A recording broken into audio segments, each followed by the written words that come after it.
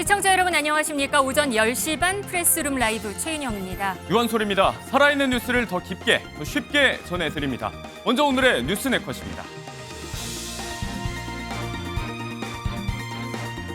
한덕수 대행 어제는 울산을 방문해 이런 광폭 행보를 했습니다. 헌법재판소는 한 대행에 이 2명 재판관 지명 효력을 정지시켰습니다.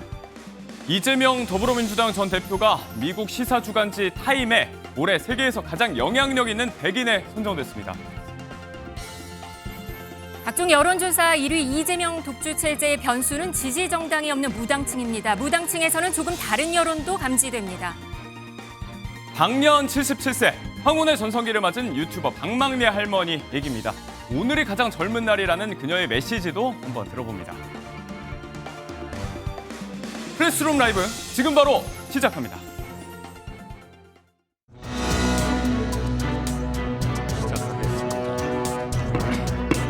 대행이 자기가 대통령이 된 것으로 착각한 것 같습니다. 오버하신 것 같습니다. 이양구 고추처장은 그야말로 미스터 법질서입니다. 그리고 미스터 클린입니다. 권한대행의 권한 범위는 현상 유지다. 정책 전환이나 대대적 인사 변동은 불가능하다라는 것이 학계의 정설이자 통설 다수설 아닙니까? 임명하지 않는 거에 대해서 문제가 있다고 했다가 대통령의 권한 행사에 의해서 지명하는 행위에 대해서 문제가 있다고 하는 것은 저는 논리적으로 납득하기 어렵고요.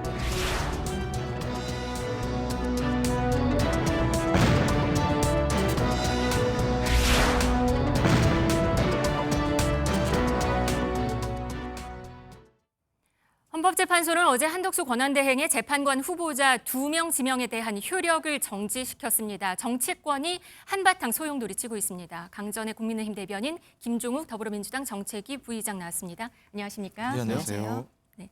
이 권한대행이 대통령 몫의 헌법재판관을 지명할 수 있는지 단정할 수 없는 만큼 임명 절차를 진행하지 말아야 한다는 것이었습니다. 대변인, 만장일치였습니다. 이건 변호사신데 이게 예상을 하셨던 부분일까요?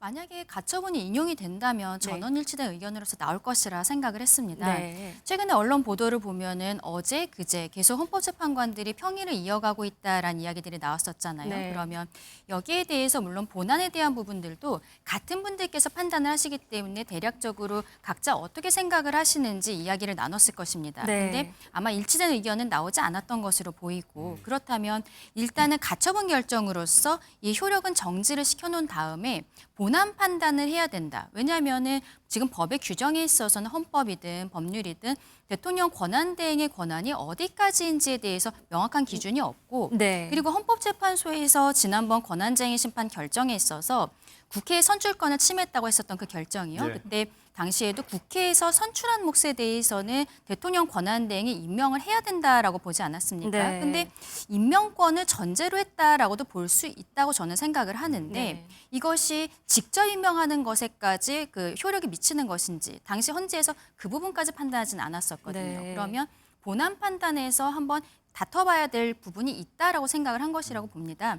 이게 결과적으로 어제 나온 것은 본안은 아니고 가처분의 결정이기 때문에 이것을 가지고서는 뭐 본안에 있어서도 바로 뭐 인용이 된다거나 기각이 된다거나 이렇게 단정하기는 어렵지 않을까라고 생각합니다. 그래도 국민의힘에서는 매우 유감스럽다는 반응이 거셉니다. 왜냐면요, 이 가처분 결정이 나왔을 때 본안 판단이 언제 나올지 모릅니다. 네. 그런데 우리가 조금 있으면은 대통령이 이제 새로 선출이 될 거잖아요. 네. 그러면 본안 판단이 그때까지 나오지 않게 되면은 실질적으로 새로 들어오게 되는 대통령이 이 2명에 대해서 다시 지명할 것이 좀 뻔해 보이는 부분들이 있거든요. 네. 그래서 저희 입장에서는 헌법재판소의 결정 자체에 대해서 좀 아쉬운 부분들이 있지만 일단은 본안 판단이 빨리 나와야 되는 것이 아니냐라고도 말씀을 드리는 것입니다. 네, 민주당은 반기고 있습니다. 뭐 당연한 결정이다라는 얘기를 하고요.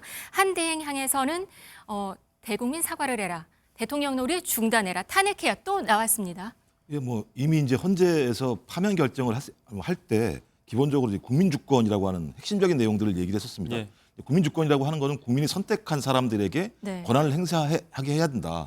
따라서 입법권은 국회에 있는 것이고 행정권은 대통령에게 있는 것인데 지금은 이 권한대행 체제 아니겠습니까? 그렇다면 국민에게 선택받지 않은 사람이 권한을 행사하는 문제가 발생을 하게 되는 거죠. 또 네. 하나는 파면이 됐기 때문에 60일 이내에 빠른 시간 내에 대통령 선거를 하게 했습니다. 그 얘기는 최대한 대통령의 권한 행사를 할 수 없는 기간을 최소화함으로써 그 이후에 실질적으로 국민에게 신임받은 대통령이 등장해서 그 권한을 행사하라는 거거든요. 그런 측면에서 헌재에서 국민주권 차원에서 어떤 가처분 권한을 갖다가 인정하지 않게 함으로써 소위 국민주권이라고 하는 부분들을 실현하기 위한 방식으로 채택했다는 생각이 들기 때문에 네. 저는 헌재의 일관된 입장을 이번에도 얘기한 거라고 생각이 들어서 당연히 그런 측면에서는 환영할 만하고 헌법을 지켰다고 얘기할 수 있을 것 같습니다. 네. 근데 여기에 대해서 하나만 말씀드리면요. 네. 헌법재판소 법을 보면은요. 임기 만료되는 재판관이 있을 때는 이 임기 만료 전에 지명을 해야 된다라는 규정도 있는 것이거든요. 네. 그래서 한덕수 권한대행의 입장에서는 이 법 규정에 따라서 지명을 한 것이라고 볼 수 있는 것이고 앞서 말씀드린 것처럼 선행되었었던 권한쟁의 심판 결정에 있어서도 대통령 권한대행의 임명권이 전제되었다라고 봐야 되는 것이 아닌가. 그리고 지금으로서는 발표만 한 상황이기 때문에 이것이 공권력의 행사라고 보기 어렵다라고도 한덕수 권한대행 측에서는 좀 설명을 한 예. 부분이 있는데 네. 그럼에도 불구하고 어쨌든 헌법재판소 입장에서는 본안에서 한번 결정을 해야겠다라고 본 것으로 보입니다. 다시 말씀드리지만 여기에 대해서는 대선 이전에 빠르게 결정이 나와야 되는 것이 아닌가라고 생각합니다. 주심이 마흔혁 재판관이었어요. 맞습니다. 그래서 더 얘기가 많은 것 같기도 합니다. 이렇게 되면 2명 재판관 퇴임 이후에는 헌법재판소는 7명의 재판관으로 그렇죠. 진행이 되는 거죠. 그러면 다음 대통령이 결국 2명을 더 지명하게 되는 그런 수순이 아닐까라는 예상이거든요. 그러니까 제가 말씀드리는 게 본안 결정이 이번에 대선 이전에 나와야 되는 것이 아니냐라고 말씀드리는 그럴 수 것이 있는 상황도 되는 왜냐하면 건가요? 헌법재판소가 언제쯤 결정할지 모르는 거죠. 네. 우리가 지난번에 윤석열 전 대통령 탄핵심판 과정에 있어서도 모든 사건 중에서 윤석열 전 대통령 사건을 가장 최우선적으로 처리하겠다고 이야기했는데 그때도 헌법재판소에서 가장 먼저 나왔었던 결정은 마흔혁 후보자를 임명하느냐 임명하지 않느냐 이 결정이 먼저 나왔었거든요. 네. 그런 것들을 보면 헌법재판소가 본인들의 어떠한 구인 체제에 대한 것들 이런 것들을 최우선적으로 처리를 하고 있는 것이 아닌가라고 생각을 하는데 이번에도 좀 속도감을 높여야 되는 것이 아닌가. 새로운 대통령이 들어왔을 때는 지금 두 분에 대해서는 그 지명이 그 정지가 되어 있는 상황이기 때문에 새로운 분들을 지명할 수 있다라는 또 법 해석이 가능할 수 있는 부분들이 있거든요. 그래서 빠른 속도를 말씀드리는 것입니다. 아예 새로운 인물이. 그 한덕수 차출로는 결국 상처를 받은 건지 아니면 더 강해지는 건지 어떤 영향이 미칠지에 관심이 높습니다. 이런 가운데 한덕수 대행은 여전히 광폭 행보를 보이고 있는데요. 어제는 울산 조선소를 방문하고 또 결식 아동들에게 식사를 주는 어떤 착한 식당을 방문을 했습니다. 한번 영상 보시겠습니다.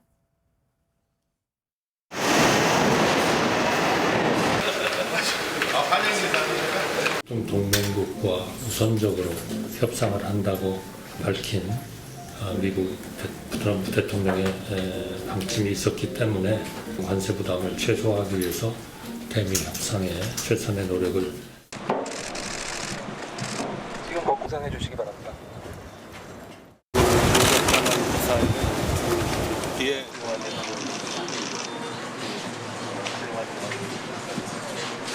어려운 그런 어린이들한테 그냥 단순히 돈가스를 하나 공급해 주는 것만이 아니라 따뜻한 그런 마음까지도 같이 주시는 것으로 저한테 확 느껴지네요. 네, 한대행은 울산행에 앞서서 방한한 미국 주지사도 만났습니다. 그러니까 출마설이 쏟아지는 상황에서 어떤 미국통 이미지를 더 강화하는 게 아닌가라는 얘기가 나오고 있습니다. 그런데요. 한덕수 권한대행이 4주 전에 다시 권한대행을 복귀를 했을 때 네. 그때 알래스카 주지사를 만났었거든요. 그때도 사실상 언론 좀 보도가 되기는 했었습니다. 네. 돌아오고 나서 이제 뭐 미국적인 행보들이 있다라고 했었는데 지금은 이게 어저께 메릴랜드 주지사를 만난 거는 굉장히 크게 보도가 되고 있어요. 이거는 아무래도 지금 언론에서는 한덕수 권한대행이 4주 전에 돌아왔을 때와 지금의 위치에 대해서 다르게 생각하고 있는 것이 아닌가라고 보이거든요. 한덕수 권한대행 입장에서는 지금 미국과의 관계가 최우선적으로 처리되어야 할 문제라는 것을 계속적으로 강조를 하고 있고 그 과정에 있어 있어서 메릴랜드 주지사를 만난 것으로 보입니다. 그리고 이제 일본과 미국의 관세 협정들이 시작이 되고 있는데 우리 같은 경우에도 한 다음 주나 4월 안에는 어느 정도 좀 윤곽이 나오게 되지 않을까 싶어요. 그러면 한덕수 권한대행 입장에서는 본인이 여기에 대해서 뭔가 좀 제대로 처리를 하고 싶은 욕심이랄까요? 이런 네. 것들. 그리고 당연히 해야 될 일이라고 보거든요.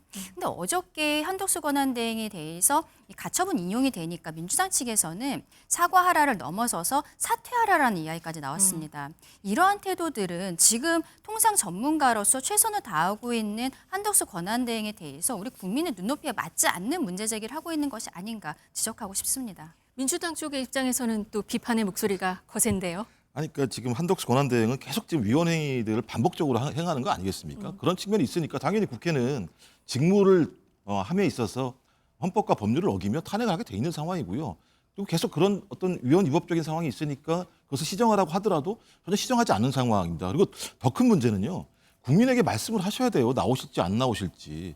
아니, 적어도 조기 대선이라고 하는 선거를 관리하시는 심판이 경기에 뛸지 안 뛸지에 대해서 설명도 안 하고 있다가 오늘 갑자기 확 뛰어버리게 되면 그 경기를 누가 인정할 수 있겠습니까? 전 그래서 그런 측면에서 한덕수 권한대행은 빠른 시일 내에 본인이 권한대행을 그만두고 국민의힘에 입당해서 지금은 국민의힘은 안 되겠죠. 무소속으로 나오셔서 가지고 네. 출마를 하실 것인지 결정을 하시거나 네. 아니면 안 나아가겠다. 나는 6월 3일 이전까지 충실하게 권한대행으로서 선거를 관리하고 권한대행에 맞게 소극적으로 이 상황을 잘 관리하겠다 이렇게 말씀을 하셔야 되는데 그런 말씀을 하지 않으시면서 갑자기 한미 정상간의 대화 내용을 갖다가 공개하면 안 되는데 슬쩍 흘려서 자기가 대단히 성과를 낸 것처럼 뭐 얘기를 한다거나 또 그다음에 앞으로 한 50일 정도 후면은 차기 대통령이 등장하는 상황인데 관세 문제와 관련해서 본인이 적극적으로 협상할 것처럼 말씀하시는 행위는 저는 지속적으로 차기에 등장할 대통령의 권한을 침해하는 행위를 하고 있다. 저는 그런 측면에서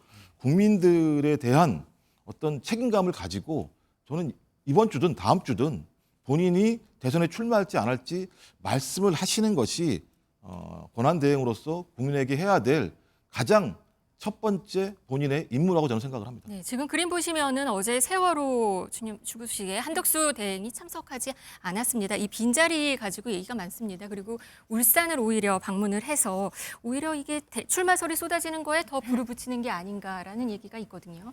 어제 저 자리가 비어 있었던 것에 대해서는 굉장히 네. 좀 안타까운 상황이라고 생각을 하고요. 예. 다만 지금 경제적인 부분에 있어서 너무 어려운 상황이기 때문에 경제 행보에 조금 더 힘을 쏟고 있는 것이 아닌가라고 생각합니다. 어제 뭐 미국 주지사를 만났다라든지 그리고 관세 부분에 있어서 계속적으로 신경을 쓰고 있을 수밖에 없는 거거든요. 조금 아까 우리 행정관님께서는 다음 정부에게 넘기면 되는 것이 아니냐라고 이야기를 하셨지만 미국 같은 경우에는 지금 계속적으로 빨리 협상에 임하는 것이 이익이 될 것이다라는 이야기들을 천명을 하고 있어요. 네. 우리 대한민국의 입장에서는 뭐 좋든 싫든 간에 미국의 이런 입장이 좀 따라야 되는 상황이기 때문에 저희 입장에서는 하루라도 빨리 무언가 정리가 될 수 있도록 그리고 가능하면 좋은 결과가 나올 수 있도록 최선을 다해야 되는 것이죠. 그런데 이 과정에 있어서 중심에 있는 것이 한덕수 권한대행과 최성무 경제부총리인데 최성무 경제부총리도 여전히 탄핵안에 국회에 올라가 있는 것 아니겠습니까? 굉장히 불안정한 상황인데 어제 한덕수 권한대행에 대해서도 뭐 사퇴하라 이런 이야기들 하는 거 지금 민주당이 여전히 폭주를 멈추지 않고 있구나라고 국민들께서 생각하실 것이라 그렇게 봅니다. 네, 일단 관세 문제에 대해서 말씀을 드리는데 관세를 지금 미국이 유예하고 있는 상황이에요. 우선협상 대상으로 저희를 선정했었습니다만 실제로 관세에 대해서 나름대로 우리에게 여지를 주려면 우리도 반대급부로 뭘 줘야 됩니다. 지금 얘기가 나오는 게 알래스카 LNG 가스 문제인데요. 이거 같은 경우 이미 2015년, 16년도에 미국과 영국의 유수의 기업들이 생산성이 없다고 빠진 내용이고요. 여기에 들어갈 돈이 60만 2조 정도가 되는데 우리 전체 예산의 10분의 1에 해당되는 상황입니다. 대단히 중요한 결정 상황인데 이거 갖다가 권한대행이 결정한다라고 하는 것 자체가 문제가 있을 뿐만 아니라 결정을 해놓으면요. 다음에 있는 차기 대통령이 이 부분과 관련해서 뒤집기를 할 수가 없는 상황이에요. 좀 그래서 전체적으로 트럼프 대통령 같은 경우도 관세 문제와 관련해서 전 세계적인 저항을 받고 있고 또 자국 내에서 저항을 받고 있는 상황이기 때문에 그런 상황들 저희가 잘 활용을 해야 되는 것이지 적극적으로 거기에 들어가서 만약에 LNG 사업 같은 경우에 들어가겠다고 얘기를 하게 되면 62조에 해당되는 돈들을 갖다 투자해야 되는 문제가 발생하게 됩니다. 우리 제가 볼 때 경제 여력상 그것이 매우 안 좋은 상황이기 때문에 그런 상황과 관련해서 권한대행이 그런 결정을 하는 것 자체가 저는 타당하지도 않을 뿐만 아니라 좀 국민들도 거기에 대해서 동의하지 않을 거라고 저는 생각을 합니다. 네, 오늘 아침에는 김민석 민주당 최고위원이 서울 정부 서울청사 앞에서 1인 시위를 했습니다. 한덕수 노욕이라는 표현까지 했는데요. 화면 보시죠. 한덕수 대행의 마음이 콩밭에 갔습니다. 헌법을 무시하고 목에 힘주고 대통령 행세를 하고 월권과 알박기 인사를 하고 국회를 피해 선거운동을 다니고 관세 협상에 국익을 팔아 자기 장사를 하고 트럼프 통화로 언론 플레이를 합니다. 한마디로 신종 난가병인 노역의 대통령병 중증입니다. 사필 규정이고 자업자득입니다. 창피하지도 않습니까? 양심이 남았다면 지명을 철회하고 국민에게 사죄해야 합니다.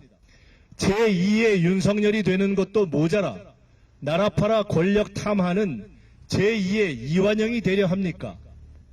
5월 3일 공직 사퇴 시한까지 2주짜리 출마용 졸속 협상은 절대 안 됩니다.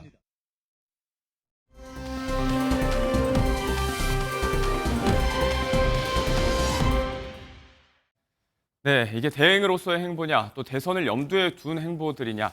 이 얘기에 대해서는 대선 출마에 대해서 가타부터 입장을 밝히지 않고 있는 한 대행 본인이기 때문에 어디까지나 가정에 불과합니다. 그래서 국민의힘 내부에서는 이 가정을, 장외 얘기는 좀 뒤로 해놓고 다가오는 경선 흥행에 주력하겠다는 방침인데요. 자, 이 가운데서 경선에 나오지 않은 아예 불출마를 선언했지만 또 여권 내에서 인기몰이 중인 인물이 있습니다.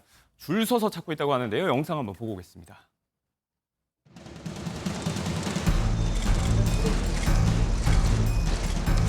우리 오 시장님하고 상당한 기간 동안 같이 행정을 하고 국회의원도 한 번 같이 했고요. 그래서 이 정책적인 그런 공유하는 부분이나 공감하는 부분은 대선에서 이런 부분을 충분히 반영하고 앞으로 당선되면 잘 시행할 것을 약속드립니다.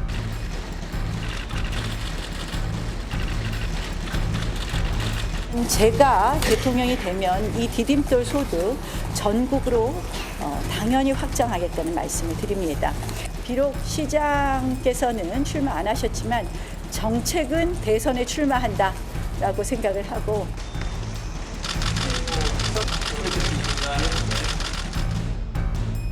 오세훈 시장님 가장 첫 말씀은 저와 정치적 스탠스가 가장 비슷하다 그 말씀을 하셨습니다. 중도 확장성이 이 선거의 승패를 좌우한다 그런 것에서 뜻을 같이 했습니다.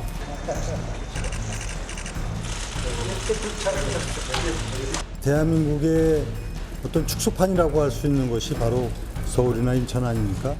일관된 생각을 갖고 있어요. 그래서 오세훈 시장이 얘기하는 비정상의 정상화도 그런 맥락입니다. 자, 영상이 다시 감기가 아니고 같은 공간에서 같은 정책집 들고 포즈를 취하고 있는데 매번 얼굴이 달랐습니다. 4명의 얼굴을 만났고 서울시청 문턱이 닳겠다는 이야기가 나오는 이유입니다. 그저께 저녁에 홍준표 전 시장과는 비공개 만찬을 했기 때문에 전날 저녁부터 총 5명을 만나서 4끼를 먹었습니다. 지금 점심은 2끼를 먹은 것 같아요. 배가 많이 부르실 것 같은데. 강전혜 대변인. 네, 지금 오세훈 서울시장이 불출마 선언을 하면서 그동안의 여론조사에서는 4강에는 들어가지 않겠느냐라는 예측들이 있을 만큼 당내 지지도뿐만이 아니라 말하자면 중도 확장성도 있는 후보로서 거론이 되었었는데 전격적으로 지난 주말에 불출마를 선언을 한 상황이죠. 그러면 지금 출마한 분들 입장에서는 오세훈 시장이 가지고 있던 지지층을 흡수하기 위한 노력을 당연히 할 수밖에 없을 것이라 생각합니다. 다만 저는 오세훈 시장이 지금 8분 가운데 누구를 지지하겠다라는 이야기는 하지 않을 거라고 생각을 해요. 나중에 당에서 한 명의 후보가 결정되었을 때 그때 함께하는 모습을 보일 것이라고 생각하는데 지금 후보들 입장에서는 특히 한 표가 아쉬운 부분이고 특히 4명의 그 마지막에 한 명이 누가 될 것인가 굉장히 좀 많은 분들께서 관심을 갖고 보시는 상황에서 오세훈 시장과 함께하는 모습들이 중도 확장적인 모습으로서 비춰질 수 있기 때문에 계속적으로 이런 러브콜을 보내는 것이 아닌가 그렇게 생각을 합니다. 말씀대로 본인 정책집을 공평하게 한 권씩 다 나눠줬지만 안철수 의원 같은 경우는 나랑 같은 중도다. 나경원 의원도 같이 서울에 정치 기반 두고 있다 이렇게 저마다의 연결고리를 내걸고 있습니다. 그만큼 말씀하신 오 시장의 이 중도 이미지, 어떤 그 지지세가 굉장히 매력적인 카드로 여겨진다는 건데 선거 국면에서 중도층이 중요한 건 민주당 역시 마찬가지잖아요. 이거 어떻게 보고 계신가요? 뭐 일단 나경원, 안철수 두 후보 같은 경우는 사활적이겠죠. 왜냐하면 4위로 턱걸이를 해야 되는 상황이고 나머지 후보들 같은 경우는 좀 안정적으로 3위권 안에 들어갈 거라는 판단이 드는 상황이고요. 그다음에 오세훈 시장 같은 경우는 50대 50, 그러니까 당과 국민으로 따지면 당원과 그럼 제가 볼 때 10에서 15% 정도를 확보하고 있는 후보였었기 때문에 그 후보표가 어디로 가냐에 따라서 전체 경선 판도가 바뀔 수도 있는 상황이라는 측면이 제가 판단할 수 있을 것 같고 또 하나는 만약에 중도층이 한쪽 후보로 쏠리게 된다면 저는 2인 경선에서도 그 흐름이 매우 중요한 흐름이 될 수밖에 없다. 만약에 그런 판단들을 해서 언론에서 그런 얘기가 나온다면 확장성 측면에서 오세훈 시장이 가지고 있는 중도의 이미지를 어떤 특정 후보가 갖게 된다면 매우 유리한 상황으로 갈 수 있다는 판단을 할 거기 때문에 서로 구애를 많이 하긴 합니다만 오세훈 시장이 야 누구다라고 얘기하기는 어려울 거라는 생각이 들어요. 왜냐하면 본인의 몸값을 유지하려면 계속 NCND를 유지해야 되는 상황이기 때문에 저는 아마 마지막 순간에 본인이 어떤 생각하고 있는 후보에 대해서 국민들에게 말씀을 하지 않을까 생각이 들고요. 뭐 그런 차원에서 좀 매우 중요하게 우리가 지켜봐야 될 행보가 오세훈 시장의 행보라는 생각이 듭니다. 오 시장의 전략적인 판단도 있을 것이다라는 말씀이었고요. 다들 이렇게 줄 서서 서울시청을 찾고 있는 와중에 어제 하루 조금 독자적인 행보를 보인 후보도 있었습니다. 바로 한동훈 전 대표 얘긴데요. 어제 TK 보수성지 대구를 찾았습니다. 여기 가서 지역 청년 기업인들 만나서 이야기도 나누고 또 대구 지하철 참사 현장 가서 추모를 했다고 하는데 자, 영상을 하나 좀 보여드리겠습니다. 본인 공식 유튜브 계정에 41초 정도 분량으로 올라온 영상이거든요. 보시면 영상 자체에도 어제 하루에 공을 굉장히 많이 들인 모습이었습니다. 이렇게 좀 다른 행보, 다른 전략을 내비쳤던 한 전 대표의 얘기인데 본인과 오세훈 시장은 좀 정치적 가치관이 많이 겹친다는 얘기를 했었잖아요. 그만큼 이제 교감이 있다는 판단이고 지금은 좀 당심 어루민 만지기에 집중한다 이런 전략으로 봐야 될까요? 앞서 제가 말씀드린 것처럼 오세훈 시장이 지금 당장 누구 후보를 지지한다 이런 이야기를 할 것으로 보이지는 않거든요. 그렇다면 한동훈 전 대표 입장에서는 지금 당장 오세훈 시장을 만나는 것보다는 본인의 약해진 당내 지지율 이것을 끌어올리는 것이 굉장히 중요합니다. 이번에 100% 국민 여론조사로서 첫 번째가 진행이 되고 두 번째에도 50%가 국민 여론 그 조사를 하게 되는데 이게 역선택 방지 조항이 들어가거든요. 그러면 타당을 지지하시는 분들은 빠지고 국민의힘 지지층과 무당층만 들어가기 때문에 결국에는 당내 지지율이 굉장히 중요한 이 경선이 됩니다. 근데 지금 지난번 전당대회에서 60%가 넘는 득표율로서 한동훈 전 대표가 승리를 했었지만 그 이후에 윤석열 대통령과의 갈등 국면 그리고 당대표를 내려왔을 때의 상황들 이후로 지금 당내 지지율이 그렇게 높아지지 않고 있어요. 그러면 한동훈 전 대표 입장에서는 지금 오세훈 시장을 만나러 가는 것보다 당원들이 많이 계시는 곳 지난 주말에도 부산 쪽을 갔었던 걸 제가 알고 있거든요. 부산과 대구 이쪽을 돌면서 당원들과의 스킨십을 올리는 이런 것들이 지금으로선 더 필요하다고 판단한 것이 아닌가 그렇게 보입니다. 이 질문을 하나 드려볼게요. 각 후보들의 캠프 인선도 화제입니다. 현역 의원들의 지지 선언이 이어지고 있는데 이게 절대 일강이 없어서 좀 엇갈리고 있거든요. 이 와중에 이제 박수영 의원이 김문수 캠프를 선택했다든지 또 나경원 캠프의 이만희 의원 중심으로도 이런 얘기가 나오고 아예 그냥 단일화 이런 거 좀 염두에 두고 전략적인 선택을 하는 경우도 있는 것 같다는 얘기가 있어요. 그렇죠. 특히 박수영 의원이 김문수 전 장관 캠프에 들어간 것에 대해서 언론에서 보도가 많이 되고 있는데 박수영 의원은 한덕수 권한대행에 대한 차출론 이것을 굉장히 강하게 이야기하는 분이셨거든요. 그리고 들어가서도 본인이 가교 역할을 하겠다라고 이야기를 하고 김문수 전 장관 같은 경우에는 얼마 전까지는 한덕수 권한대행의 출마 차출설에 대해서 좀 부정적으로 이야기를 하다가 지금은 다 열려있다라는 형태로 이야기를 하고 있어요. 한덕수 권한대행이 출마를 할지 안 할지 지금 말을 하지 않고 있어서 답답한 상황입니다만 어쨌든 여론조사 같은 데에서는 지지율들이 지금 나오고 있는 상황이거든요. 그러면 이것을 선제적으로 흡수하겠다라는 전략이 아닌가라고 생각을 합니다. 출마를 하면 출마하는 대로 다시 하나로서 모이는 이미지를 만들 수가 있고 출마를 하지 않는다면 지금 어디로 가야 될지 모르는 한덕수의 지지자들을 본인이 그 김문수 캠프에서 가져올 수 있다라고 생각을 하는 것으로 보이고요. 아마 이러한 모습들은 지금 4강 이후로 다음 주 22일 저녁에 이제 4강의 발표가 나는데 그 이후로 뭐 합종 연행에 대해서는 더 강한 모습들이 나오게 되지 않을까라고 생각합니다. 아무튼 이 같은 국면에는 이제 계엄, 비상계엄과 탄핵의 여파를 염두에 두지 않을 수가 없는데 탄핵에 대해서 찬성한다 또는 반대한다 이렇게 목소리를 어디에 모으느냐에 따라서 경선판에서는 당심과 좀 민심이 엇갈릴 수도 있을 것 같습니다. 때문에 저마다의 전략이 좀 횡행 중인데 조심스럽게 이 시점에서 윤 전 대통령과 거리 두기를 하자는 분위기가 감지가 되고 있습니다.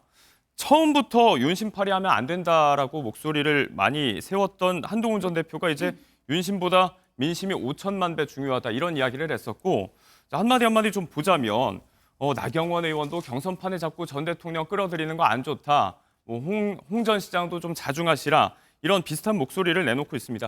이제는 애도가 끝났다 이런 이야기가 나오고 있는 것 같아요. 강전희 대변인. 그렇죠. 저는 뭐 윤석열 대통령에 대한 출당, 탈당이라든지 그리고 탄핵 결과, 비상계엄에 대해서 당이 어떠한 스탠스를 취하는지 너무 애매하지 않냐라고 민주당에서 계속적으로 지적하는 것에 대해 저희가 경선 과정에서 여기에 대해서는 자연스럽게 정리가 될 것이다라고 말씀을 드린 부분들이 있거든요. 네. 지금 그렇게 진행이 되고 있는 것이라고 생각을 합니다. 어쨌든 그동안에 탄핵 결정이 나오기 전까지는 여러 가지로 좀 강성 발언들을 하셨던 분들이라든지 대통령에 대한 강한 지지세를 보여줬던 분들께서도 결국 경선 과정 그리고 나중에 한 명의 후보가 되었을 때는 중도 확장성 이미지들을 구축을 해나가야 되는 부분이기 때문에 네. 자연스럽게 윤석열 대통령과의 관계가 저는 정리가 될 것이라고 생각을 했는데 지금 조금 그 속도가 빨라지고 있는 것이 아닌가라고 생각을 해요. 왜냐하면 이제 4인으로 추려지는 가운데 있어서 하나의 자리가 2명이 지금 경쟁을 하고 있다는 보도들이 많이 나오고 있지 네. 않습니까? 그런 부분들이 있기 때문에 향후에는 조금 더 이런 부분에 있어서 속도감이 올라가게 되지 않을까 그렇게 보입니다. 빅3로 유력하게 점쳐지는 3명 외에 4강 컷오프 나머지 한 자리를 누가 차지할까 여기에 대해서 관심이 굉장히 높은 상황이고요. 기존 탄핵 찬성파는 그렇다 치고 반대를 해왔던 강성 주자들 이를테면 홍 전 대구시장이라든지 나경원 의원 같은 경우도 조심스럽게 이제 전 대통령과 거리두기 해야 된다 이런 이야기를 내놓기 시작했거든요. 이게 경선이 끝이 아니고 이제 본선도 염두에 둬야 되니까 그런 걸까요? 어떻게 보시나요? 제가 볼 때는 계속 이렇게 어정쩡한 자세를 유지할 수밖에 없다고 생각합니다. 어정쩡해 보이십니다. 왜냐하면 탄핵에 대해서 반대하는 어떤 국민 여론 지지층들 같은 경우가 실제적으로 윤석열 대통령의 핵심적인 지지층이거든요.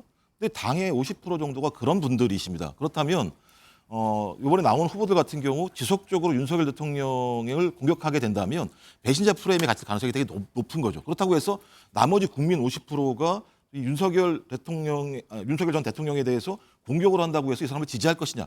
이것도 예를 들면 아직까지 확인이 안 된 상황이기 때문에 여전히 애매모호한 스탠스를 통해서 저희 극우 핵심 지지층들에게도 호소하고 중도층에도 호소하는 이런 전략을 선택하는 경우의 수가 많았는데 네. 결론적으로 가면 갈수록 윤석열 전 대통령의 그립감이 강해질 거다.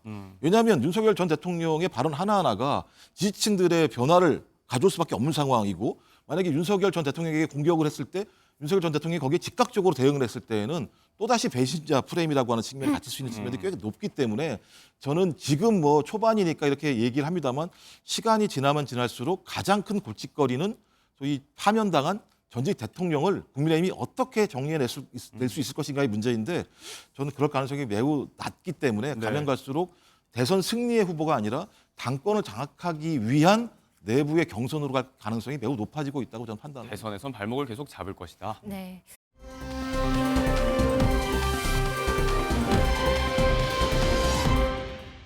민주당 얘기 한번 해보죠. 미국 시사 주간지 타임이 올해 가장 영향력 있는 100인 중 한 명으로 이재명 전 대표를 선정을 했습니다. 왜 그렇다고 보십니까? 아시겠습니다만 전 세계가 주목했던 거죠. 21세기 대명천지의 소위 비상계엄이라고 하는 말도 안 되는 내란을 일으킨 상황이고 그 내란을 갖다가 막아냈던 것들이 헌재 같은 경우는 뭐 시민 그다음에 계엄군의 아주 그 작은 어떤 거부 행동 이런 것들로 얘기했었습니다만 네. 실질적으로 계엄을 해제하게 했던 가장 중요한 이유 중에 하나는 국회에서 이것을 갖다가 해제를 갖다가 통과시켰기 때문이지 않겠습니까? 네. 그림 보시면 지도자 부문에 이재명 전 대표, 트럼프 미국 대통령이랑 같이 올랐습니다. 20명 정도 같이 올라 있고 또 개척자 부문에 로제, 가수 블랙핑크 로제도 포함됐습니다. 팝스타 브루노 마스와 협업한 그 아파트를 히트를 시키면서 이렇게 같이 오르면서 이재명 전 대표의 몸값이 좀 많이 더 올라가는 분위기이긴 합니다. 저 사진을 보면 한쪽은 예를 들면 K 데모크라스, 그다음에 한쪽은 K 컬처를 상징하는 부분이기 때문에 네. 만약에 이런 비상계엄 같은 사태가 벌어지지 않았다고 한다면 저는 대한민국이 훨씬 더 앞으로 더 나갈 수 있었는데 그런 비상계엄이라고 하는 내란 사태 때문에 뒤로 좀 처진 측면이 분명히 있는 거죠. 근데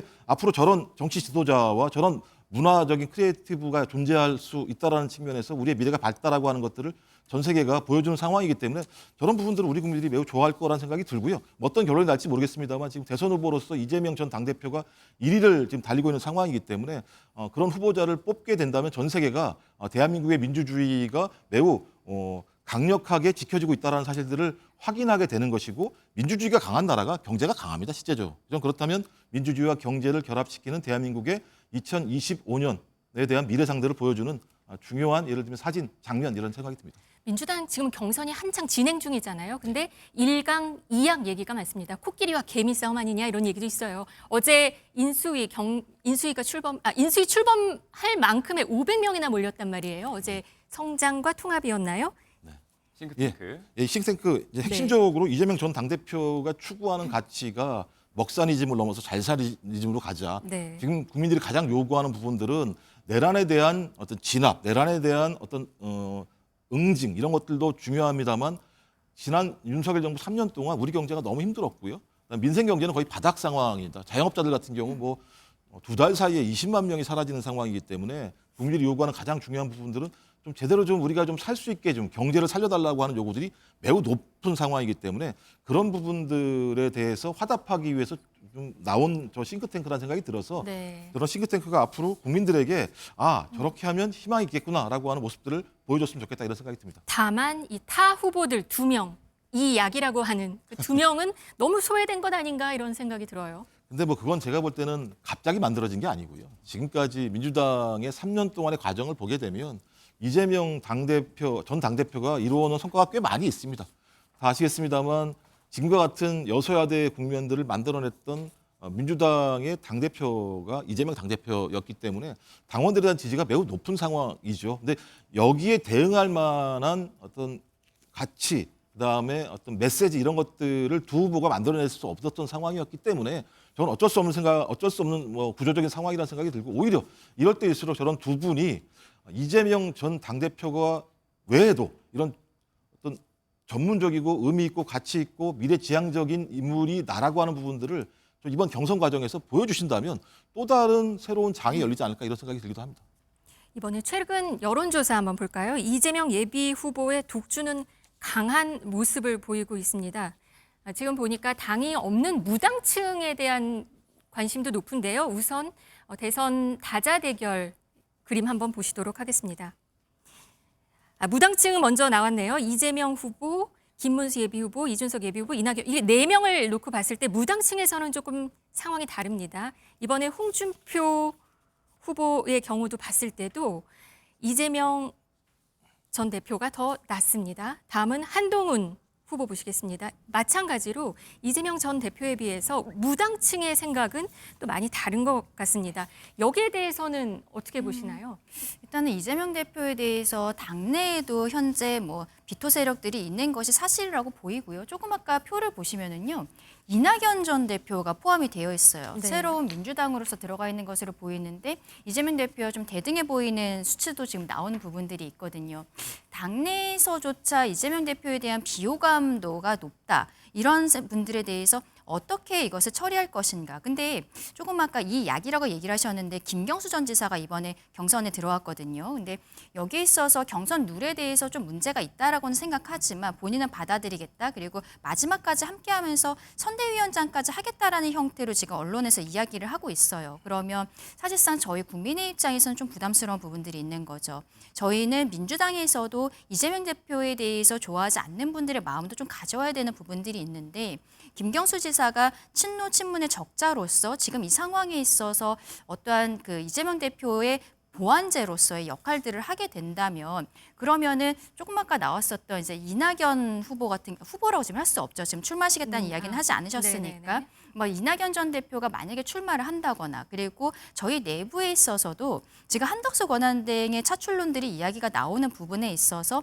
이분이 과거에 노무현 전 대통령 때 국무총리를 하셨다라든지 이렇게 뭐 고향이 호남 출신이라든지 이런 것들이 있거든요. 근데 만약에 민주당 경선이 조금 원활하게 정말로 하나 되는 모습을 보인다면 저희 입장에서는 더 열심히 준비를 해야겠다는 생각이 드는 부분입니다. 네, 민주당에서는 어떻게 보시나요? 이재명 예비 독주는 강하지만 무당층에서는 지금 상황이 조금 달라 보이기도 하거든요. 저도 이 기사를 봤는데요. 네. 제가 볼 때 매우 악의적이고 비상식적인 기사라는 생각이 들어요. 의도가 있다. 네. 그러니까 여론조사를 하는 가장 큰 이유는 어떤 후보가 국민들에게 대선 후보로서 선택을 많이 받는가가 핵심적인 거잖아요.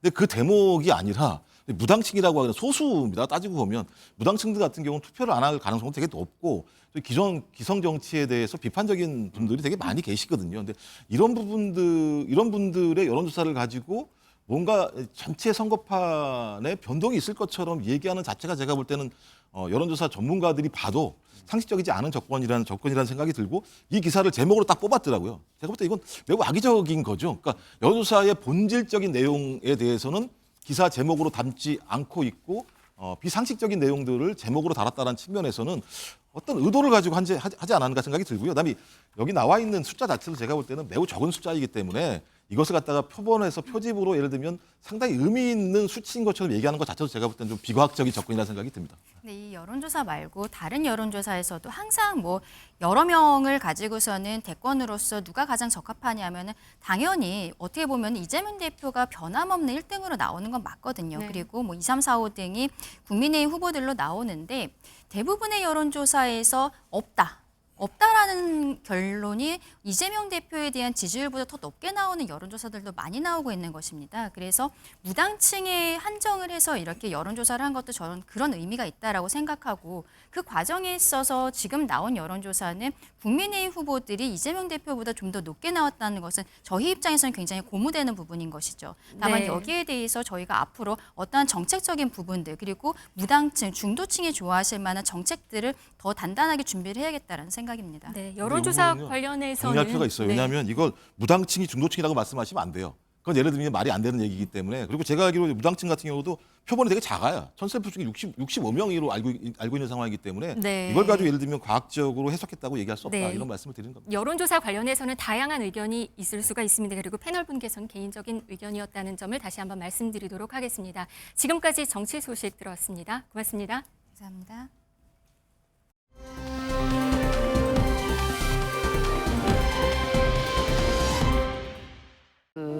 사실혼 관계. 저도 사실 기사를 보고 알았어요. 너무 충격적이었고요. 사모니다 하는 말씀. 맞아요. 제가 세 번째 부인입니다. 동거한 사실이나 사실혼이나 양다리나 그것은 전혀 근거 없는 얘기입니다. 또한 선홍숙 씨와 결혼하면서 저는 부끄러운 일을 한 적이 없습니다. 제가 만났던 이성과의 만남이 성사되지 않았고 저는 그 만남을 깨끗이 정리한 후에 선홍숙 씨와의 결혼을 진행했습니다. 2023년부터 현재 이르기까지 5회에 걸쳐서 집에 있을 때 선홍숙 씨 스케줄을 나가서 둘만 이렇게 있게 됐을 때 강제추행을 했습니다. 죽어도 끊어지지 않는 성추행이란 죽어도 지워지지 않을 형벌과 같은 성추행이란 프레임을 유영재에게 씌웠습니다. 구성한다고 얘기했나요? 왜냐하면 판결 선고 직전까지도 본인의 범행은 인정할 수 없다라고 하는 입장이었거든요. 그런 말이 있었다면 2심부터는 이제 범행을 인정하고 반성하는 전략을 수정하지 않을까 싶습니다. 장밋빛 로맨스를 꿈꿨지만 이 추문과 법정 공방으로 얼룩지고 말았습니다. 연예계 사건 사고 소식들 박진 아나운서, 양지민 변호사 그리고 최정화 대중문화 전문기자 세 분 모시고 이야기 나눠보겠습니다. 어서 오세요. 안녕하세요. 자, 많이들 알고 계신 배우 선우은숙 씨의 친언니를 강제추행한 혐의로 재판에 넘겨진 방송인 유영재 씨에 대해서 항소심 첫 공판이 어제 열렸습니다. 많이들 알고 계시는 사건이지만 구체적인 혐의 내용을 조금 정리를 해주신다면요. 네, 유영재 씨와 이 선운숙 씨의 경우에는 2022년에 결혼을 했다가 2년 만에 이혼을 했습니다. 결혼 과정에서 이 유영재 씨의 사몬 그리고 이 선운숙 씨의 언니에 대한 강제 추행이 좀 문제가 됐기 때문에 네. 이혼에 이르게 됐고요. 일단은 지금 이 친족 관계에 대한 이 강제 추행죄로 유영재 씨가 결국에는 재판을 받고 있는 그런 와중이고 가족이었으니까, 당시에 네. 그렇죠. 이 선운숙 씨의 언니에 대해서 신체적인 접촉을 하고 그리고 이제 뭐 뒤에서 앉는다라든지 아니면 본인 속옷만 입은 상태에서 신체 접촉을 시도한다. 뭐 네. 이런 이제 혐의들이 외부로 알려지기도 했고요. 세 번째 공판에서 선운숙 씨가 이제 증인으로 출석을 했는데 당시에 녹취를 듣고 본인이 혼절하기도 했다. 뭐 이런 네. 이야기를 했습니다. 1심에서 2년 6개월 그리고 40시간의 성폭력 치료 프로그램 이수 등의 선고가 내려졌는데 검찰이 여기에 대해서 항소했습니다. 이제 형량이 좀 작다는 거예요. 그대로 구형 5년을 다시 좀 했다면서요? 그렇죠. 언급해 주신 대로 1심에서는 징역 2년 6개월이 이제 선고가 됐는데 애초에 검찰은 징역 5년을 구형을 계속 했었거든요. 그만큼 친족 관계에 의해서 발생한 이제 성추행이다 보니까 네. 강제추행이고 그래서 이제 죄질이 굉장히 나빠서 5년을 계속해서 구형을 하는 것으로 보이고 항소심에도 물론 뭐 본인이 반성하는 입장이라든지 이런 것들을 표현을 한다면 조금의 이제 감경 사유가 되겠지만 워낙 죄질이 나빠요. 그렇기 예. 때문에 검찰은 일단은 이 1심과 마찬가지로 징역 5년 구형했습니다. 여기에 대해서 유영재 씨도 항소할 뜻을 바로 밝혔었는데 이번 항소심에서는 본인 혐의 좀 인정하고 선처를 호소하는 쪽으로 입장을 바꾼 것 같아요. 네, 맞습니다. 유영재 씨 측은요, 이날 재판에서 혐의를 인정하는 모습을 보였습니다. 이 유영재 씨 측 변호인의 최후 변론을 좀 주목해 볼 필요가 있는데요. 이 이야기를 들어보면 피고인은 이 현재 법정 구속이 돼서 처음 수감 생활을 견디게 됐다. 이 중대한 범죄라는 것을 이 수감 생활 속에서 알게 됐고, 그리고 피해자에게 사죄하는 마음으로 예. 살고 있다라고 설명을 하면서요. 네. 이 피해자의 피해 회복에 힘쓸 것이고 또 피고인이 사회적 유대 관계가 분명해서 재범할 우려가 없다라는 것을 강조하면서 선처를 이 호소를 했습니다. 많이 반성하고 있다는 메시지를 재판정에서도 내놨는데 피해자에게 직접 닿고 있지는 않은 것 같습니다. 친언니 측에서 또 심경을 밝힌 바가 있죠. 네, 선운숙 친언니 측은 지금으로는 마음의 상처가 너무 커서 합의를 논할 단계까지는 아니다라고 전했는데요. 유영재 씨가 항소심 때 범행을 인정하는지 반성을 하는지 보고 합의를 고려해 보겠다라고 전했습니다. 지금은 피해자 마음의 상처가 큰 상태임을 예. 강조했습니다.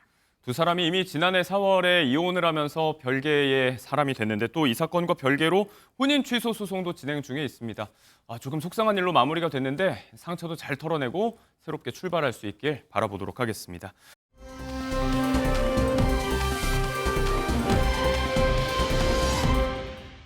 몇 년 만에 공식 석상에 얼굴을 비추면서 많은 대중들의 주목을 받고 있는 분이 있는데요. 배우 엄태웅 씨 이야기입니다.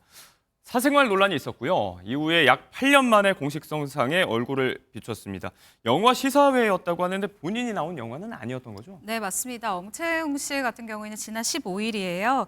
영화 야당의 VIP 시사회 포토월 행사에 등장을 했는데요. 사실 이 참석 여부가 이 기자들에게 공지가 되거나 알려져 있는 상태는 아니었습니다. 그렇기 때문에 무대에 올랐을 때 많은 이 기자들 그리고 취재진들이 굉장히 좀 깜짝 놀라기도 했는데요. 네. 이 현장에 있던 인파들의 시선도 굉장히 집중이 됐습니다.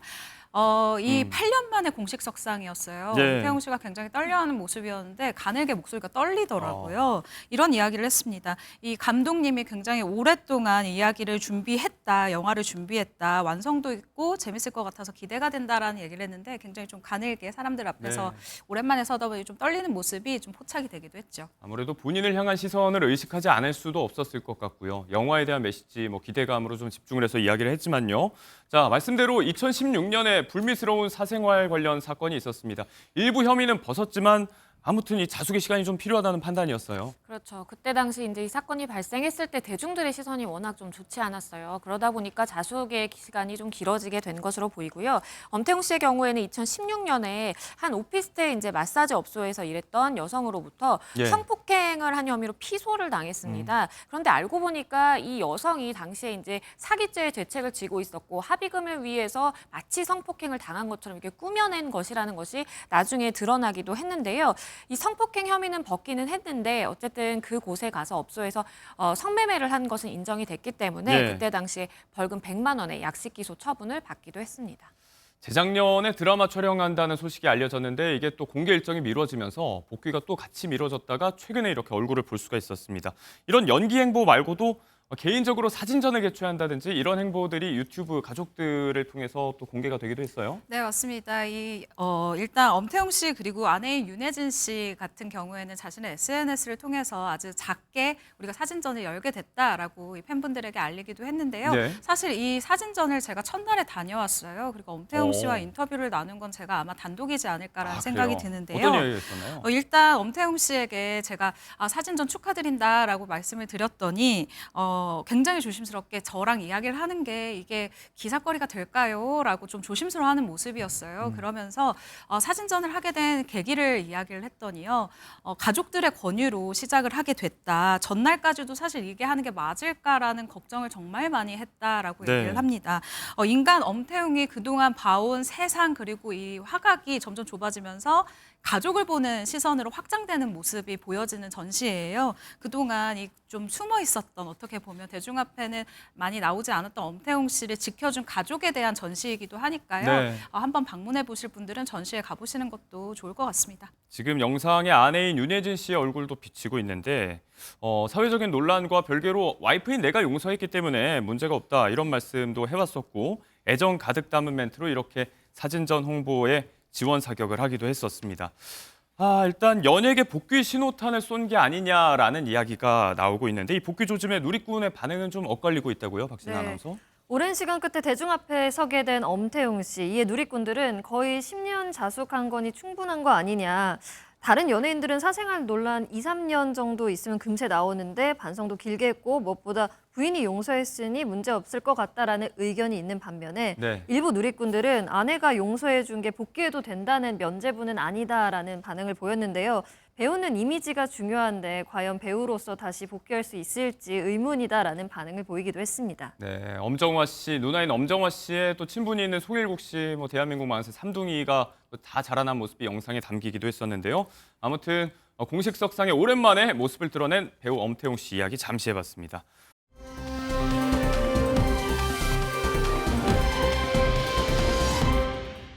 가수 구준엽 씨 이야기를 다시 해봐야 될 것 같은데 아내인 서희원 씨를 갑작스럽게 떠나보냈지만 떠나보내지 못했다. 슬픔 속에 잠겨 지내고 있다는 보도가 여러 차례 나왔는데 최근에 또 해외 매체를 통해서 근황이 정해졌다고요? 네, 떠나보냈지만 떠나보내지 못했다라는 말이 저는 정말 적절하다고 생각이 네. 드는 게 아직도 잘 못 지내고 있다라는 이 근황이 대만 매체를 통해서 전달이 됐습니다. 그래요.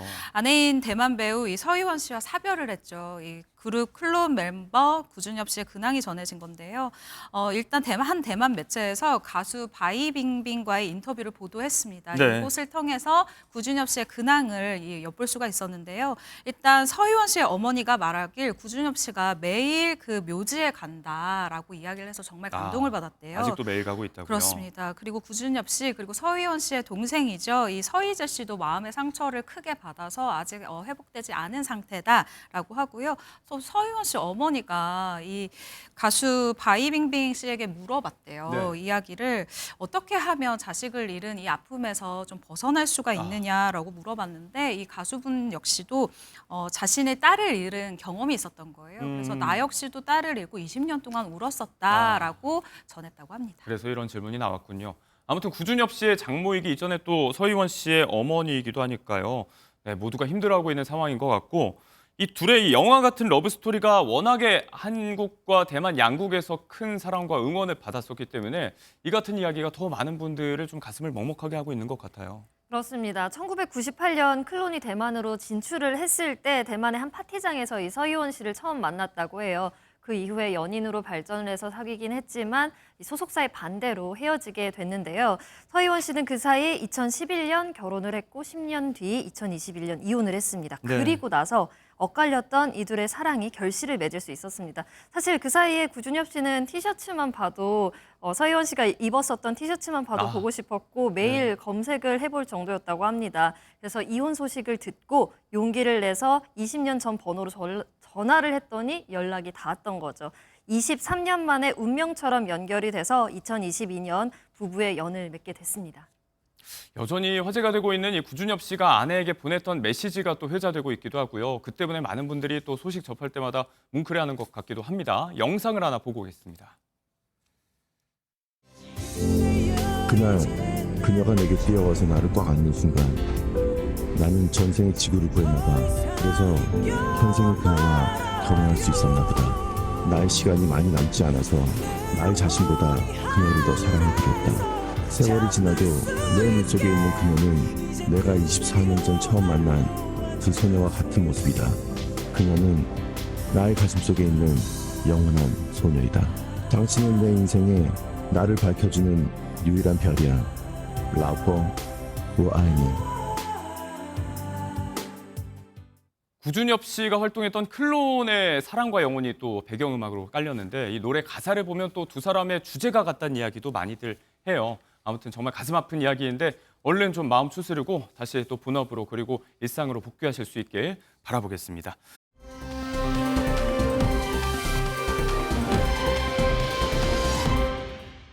요즘 시니어 스타라고 해서 드라마, 영화, 예능, 유튜브 분야 가리지 않고 맹활약을 펼치고 있는 황혼의 스타들이 많이 계신데요. 자, 시니어 스타라고 하면 빠질 수 없는 분이 한 분 있습니다. 어떤 분일까요?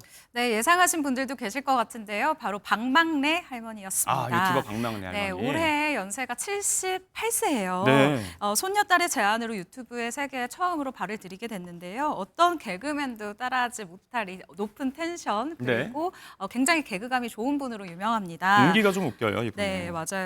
정말 많은 이 MZ 시청자들을 사로잡고 있는데요. 70평생을 파출부 그리고 식당 같은 일을 하고 살았다라고 이야기를 하면서요. 병원에서 치매 위험 진단을 받고 이 손녀가 회사를 그만두고 함께 호주 여행을 갖고 이 부분을 영상화를 만든 게 네. 처음 너튜브의 세계에 발을 들이게 된 이 계기였다고 합니다. 네. 최근에는 뷰티 브랜드까지 론칭을 했어요. 피부 관리 비법까지도 이 영상을 알려준다고 하니까요. 이 부분도 재밌게 보시면 좋을 것 같네요. 네, 당시에도 이 손녀분이 이런 콘텐츠를 기획했다고 하니까 많은 분들이 또 집에 계시는 할머니, 할아버지 어떻게 한번 활용을 해볼까 이런 이야기도 많이 하셨던 걸로 기억을 하는데 자, 말씀대로 이제 행보가 뷰티 분야로까지 뻗어나가고 있습니다. 이제는 대표님이 됐어요. 박막래 대표님이 되셨는데 관련 영상 잠깐 보고 오겠습니다. 할머니한테 나이들하고 뭐더라고 모장하고 관리하냐고 하지 말아라. 누구들이 나이 먹으면 나보다 더 있으면 됐지. 더 아는 줄 아니까. 왜 이렇게 좋으세요? 네, 너무 탱탱 너무 좋은데. 쌀뜨물 갖고 세수하고 막. 그러세요.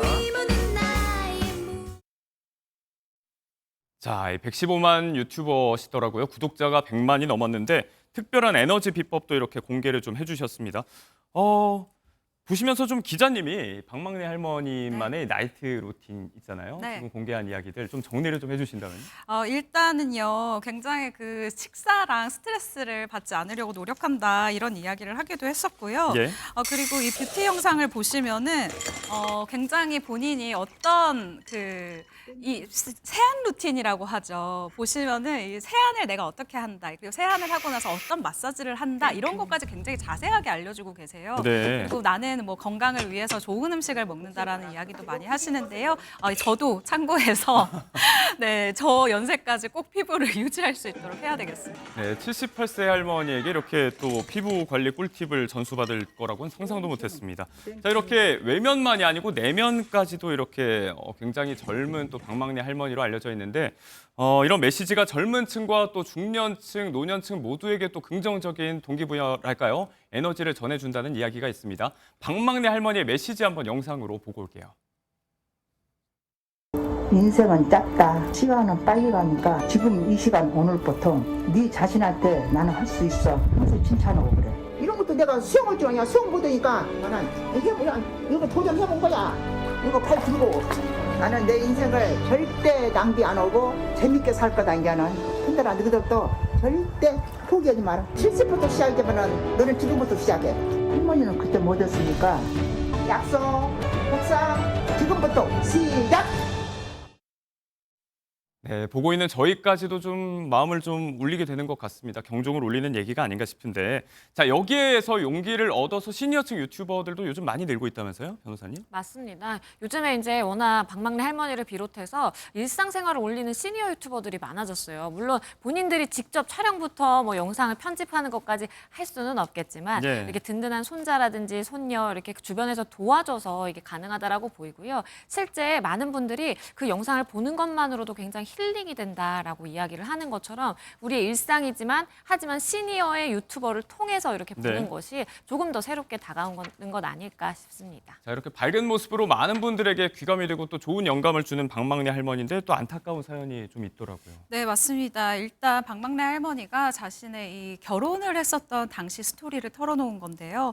당시 돈으로 이 친정어머니가 50만 원인가를 남편에게 줬었다라고 하면서 그 당시 50만 원이면 아주 큰 돈이었다라고 얘기를 해요. 근데 우리 딸 벌어먹이라고 준 돈을 가지고 바로 날라버렸다라고 표현을 했는데요. 네네. 그 당시에 또 이후에 목포의 양조장에 이제 찾아갔더니 그 돈을 옷 사는데 또 다 홀랑 써버렸다라고 설명을 해요. 그러면서 이 사람이 예비군 훈련을 받으러 우리 집에 다시 왔더니 다시 한번 두 번째 도망을 갔다라고 설명을 합니다. 그리고 결혼 승낙받으러 간다라고 하면서 또 도망을 갔다. 그러니까 네. 계속해서 이 박막내 할머니 곁에 있지 않고 자꾸만 외부로 뭐랄까요, 도망을 가는 모습을 보였다라고 한 거예요. 그러다가 이혼해달라고 전화가 왔는데 네네네. 이혼도 해주지 않았고 이후에 또 30년 만에 전화가 왔다고 합니다. 아. 30년 만에 전화가 왔는데 네네. 그때 이제 죽기 전에 나 아파 죽겠다라고 이 연락 한 번 온 게 다였었다라고 밝히기도 했죠. 네. 자, 결혼관에 대한 이야기도 있었고, 뭐, 다시 시간을 돌린다면 다시는 안 간다 이런 이야기도 하셨다고 하는데, 그것과 또 무색하게 최근에 아주 예쁘게 웨딩 화보도 찍으셨던 모습이 또 공개가 되기도 했었습니다. 자, 시끄러운 정치권 소식만 보다가 오랜만에 이렇게 밝은 에너지 또 즐거운 뉴스를 접하니까 저도 그렇고 많은 분들이 좀 신이 나실 것 같습니다. 마지막으로 저희가 이렇게 시청자 여러분들 오늘 하루 힘내시라고 준비한 영상인데요. 아침에 저희 회의하면서 제작진들이 이런 영상들 돌려보면서 또 새벽부터 머리 맞대고 회의하는데 웃음꽃이 피었던 상황이었습니다. 네, 이 자리를 빌어서 저도 좀 감사의 말씀을 드려야 될 것 같습니다.